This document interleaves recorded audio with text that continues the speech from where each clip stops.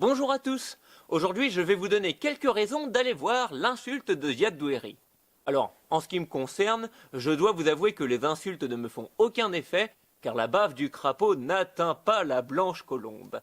Mauviette! Hé! Personne ne me traite de mauviette! L'adolescence de Ziad Doueri a été marquée par la guerre civile du Liban, qui s'est déroulée entre 1975 et 1990. Parti pour faire ses études aux États-Unis au milieu des années 80, il est ensuite devenu l'assistant cadreur des premiers films de Quentin Tarantino. Il n'oublie pas pour autant ses racines, vers lesquelles il revient en 1998 avec son premier long-métrage, West Beyrouth. Pour l'insulte, Ziad Doueri s'est inspiré de l'altercation qu'il avait eue avec un plombier. La situation s'est vite résolue, mais le réalisateur a imaginé l'effet boule de neige qu'elle aurait pu produire. Dans le film, le chrétien libanais Tony et le réfugié palestinien Yasser sont profondément blessés et semblent irréconciliables. Le cinéaste, issu d'une famille sunnite, a coécrit le scénario avec Joël Touma, chrétienne phalangiste. Cette cohabitation des deux cultures aboutit à un point de vue non manichéen.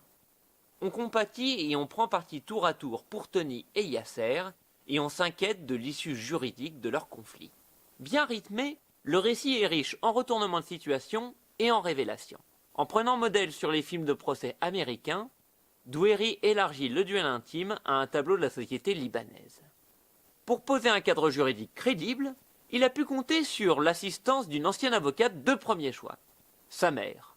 Ziad Doueri se concentre sur l'humain, sur des gens ordinaires pris dans des situations extraordinaires. D'un côté, on trouve Adel Karam, star comique dans un contre-emploi convaincant. De l'autre, Kamel El-Bacha s'impose plus discrètement dans un rôle qui lui a valu le prix du meilleur acteur au Festival de Venise. Grand succès dans son pays, L'insulte est aujourd'hui le premier film libanais à être nommé aux Oscars du meilleur film étranger. Un beau parcours pour ce drame haletant et finalement émouvant. Et tout de suite, la bande-annonce du film.